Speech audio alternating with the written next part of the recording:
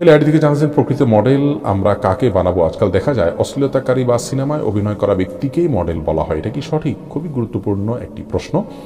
দেখুন, মডেল এবং আদর্শ তো মূলত তারা যারা জ্ঞানে, গুণে, চরিত্রে, আচরণে এবং তাদের প্রোডাক্টিভিটি এবং পরোপকারে, সৎকর্মে, তাকওয়ার কাজে সার্বিকভাবে আদর্শবান একজন মানুষ তিনি তো প্রকৃত মডেল। সেটা কোনো যুবক হতে পারে, কোনো যুবতী হতে পারেন, কোনো বয়স্ক মানুষ হতে পারেন, কোনো শিশু হতে পারেন। তো এরাই হলেন মূলত আসল মডেল এবং তারাই হলেন প্রকৃত আদর্শবান মানুষ। আমরা আজ এমন একটি সমাজে বাস করি, এমন একটা সভ্যতা আমরা দেখছি যে সভ্যতায় মডেল বলা হয় সেসব মানুষদেরকে যারা বাহ্যিকভাবে ফিটফাট। তাদের এই বাহ্যিক ফিটফাটনেসটাকে আমরা আজ মডেল হিসাবে ধরে নিয়েছি এবং নানা রকমের অপরাধের সাথে জড়িত এবং হারামের দিকে আহ্বানকারীদেরকে আজকাল মডেল বলা হচ্ছে। এটি আমাদের জন্য একটা লজ্জাস্কর অধ্যায়। এরা কোনো অবস্থাতে মডেল হতে পারে না। এদের এই আদর্শগুলো পরিত্যাজ্য। যারা মডেল হওয়ার নাম করে মানুষকে হারামের দিকে আহ্বান করে এবং নিজেকে ফিটফাট হিসাবে শুধুমাত্র প্রদর্শন করে।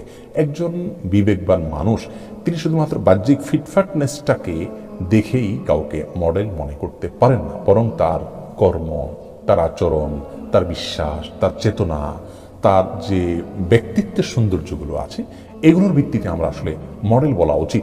আমাদের সমাজ যদি এরকম মানুষগুলোকে খুঁজে খুঁজে বের করে তাদেরকে আমরা মডেল আখ্যায়িত করতাম, তাহলে কিন্তু সমাজে ভালো কাজের চর্চা বাড়ত এবং ভালো মানুষের পরিমাণ বাড়ত। আজ সমাজে অসুস্থতার পরিমাণ বাড়ছে, খারাপ মানুষের পরিমাণ বাড়ছে। এর একটা বড় কারণ হলো এটি যে সামাজিকভাবে আমরা এমন সব ব্যক্তি, বস্তুকে, এমন সব বিষয়কে আমরা আমাদের মডেল এবং আদর্শ বানাচ্ছি যেগুলো আসলে আমাদের আদর্শ হওয়া উপযুক্ত নয়, বরং সেগুলো কোনো কোনো ক্ষেত্রে পরিত্যাজ্য হওয়ার মতো। তো এই জন্য কিন্তু সমাজটা আজ অসুস্থতার দিকে চলে যাচ্ছে এবং আমরা সবাই গুনাহের সমুদ্রে হাবুডুবু খাচ্ছি। নানা রকমের অপরাধের কথা কয়েকদিন পরপরই আমরা শুনতে পাই।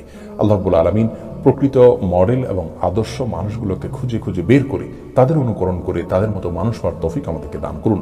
মুসলমানদের সবচেয়ে বড় মডেল, সবচেয়ে বড় তারকা, তাদের সবচেয়ে বড় আদর্শ হলেন সাহাবায়ে কেরাম এবং তাদের জীবন দর্শনকে সামনে রেখে যারা নিজেদেরকে সাজিয়ে তোলেন, গড়ে তোলেন সেসব মানুষেরা। আল্লাহ তাআলা আমাদেরকে সেসব মানুষদের কাতারে শামিল হওয়ার তৌফিক দান করুন এবং সমাজের এই গড্ডালিকার প্রবাহ, ক্ষতিকর দিক থেকে আমাদেরকে আল্লাহ তাআলা বাঁচিয়ে রাখার তৌফিক দান করুন।